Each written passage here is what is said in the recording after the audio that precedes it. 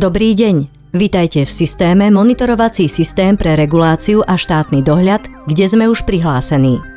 V tomto videu si ukážeme, ako zakresliť plánované pokrytie, konkrétne plánovaný fixný internet. Po kliknutí na záložku Plánované pokrytie a ďalej na ikonu Vložiť sa dostávame k tvorbe samotného projektu, ktorý môžeme vytvoriť dvoma spôsobmi. V tom prvom vložíme nové údaje. To znamená, že pre nový projekt je potrebné zadať jeho názov, napríklad vo formáte mesiac, rok, zvolené územie, prípadne okres a technológia. Nakoľko sa jedná o plánované pokrytie, je nutné zadať aj plánovaný začiatok a plánovaný koniec, kedy bude dané pokrytie realizované. Okrem toho musíme zadať aj status projektu. Na výber máme 4 možnosti, a to zámer, projektová dokumentácia, povoľovací proces a realizácia. Pri druhom spôsobe pokračujeme v práci na uloženom rozpracovanom projekte, ktorý ďalej editujeme. My teraz zvolíme prvú možnosť. Vytvárame úplne nový projekt. Po kliknutí na ikonu Vložiť sa dostávame do ďalšieho kroku, kde sa rozhodujeme, akým spôsobom údaje o plánovanom fixnom internete zadávame.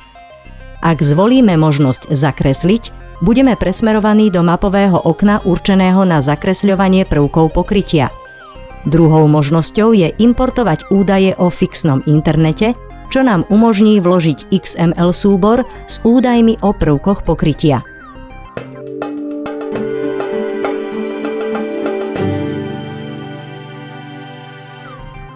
My zvolíme prvú možnosť Zakresliť a sme presmerovaní do mapovej aplikácie.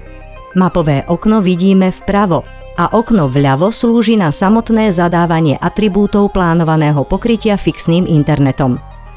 Pre zadanie novej položky musíme kliknúť na ikonu plus a môžeme zadávať samotné atribúty, to jest technológia, rýchlosť, trieda VHCN, teda Very High Capacity Network, tieto triedy sú definované v samostatnom súbore, ako aj vlastníctvo siete, teda či je vlastná, cudzia alebo kombinovaná. Po kliknutí na ikonu Uložiť máme vytvorenú reláciu, ktorá bude predstavovať množinu adresných bodov s rovnakými atribútmi. V danej relácii vidíme aj plánovaný začiatok a koniec investície, to jest časové obdobie, kedy podnik dané pokrytie vybuduje. Samotné adresné body pridávame kliknutím na plus, kde máme možnosť adresné body pridávať dvoma spôsobmi. Buď výberom cez administratívne celky, kde začíname od kraja až po samotnú ulicu v meste či obci a následne si z ponúknutej možnosti môžeme vyberať svoje adresné body, kde dané pokrytie máme. Druhá možnosť je štandardné zakreslenie poligónu, kde po kliknutí do štvorčeka VKT zakreslíme poligón.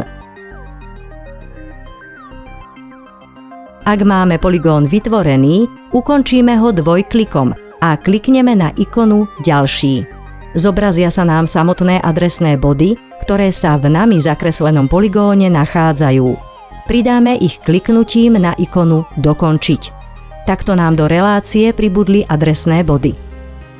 Ak máme danú reláciu s adresnými bodmi, na ktorých je prítomná určitá technológia, hotovú, systém nám umožňuje po kliknutí na ikonu plus pridať novú reláciu, kde sa vyplňanie atribútov o inej technológii, ako aj pridávanie adresných bodov, deje rovnakým spôsobom, ktorý sme si ukázali. Ak zakresľujeme len plánovaný fixný internet, sekciu plánovaného mobilného internetu preskočíme. Ak sa chceme k tomuto projektu v budúcnosti ešte vrátiť a doplniť tam ďalšie adresné body, prípadne pridať novú reláciu, klikneme na ikonu Uložiť ako rozpracované, bez odoslania.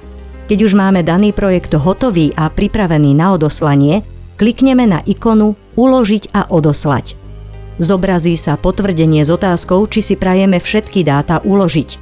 Po odkliknutí máme daný projekt, respektíve záznam, úspešne vytvorený.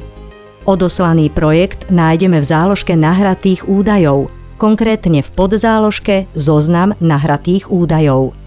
Ak klikneme na tento vytvorený projekt, zobrazia sa nám sprievodné informácie o projekte, a nižšie aj samotná geografická oblasť, kde sa dané adresné body nachádzajú, ako aj atribúty o plánovanom fixnom internete, ktoré nájdeme po kliknutí na ikonku malé i.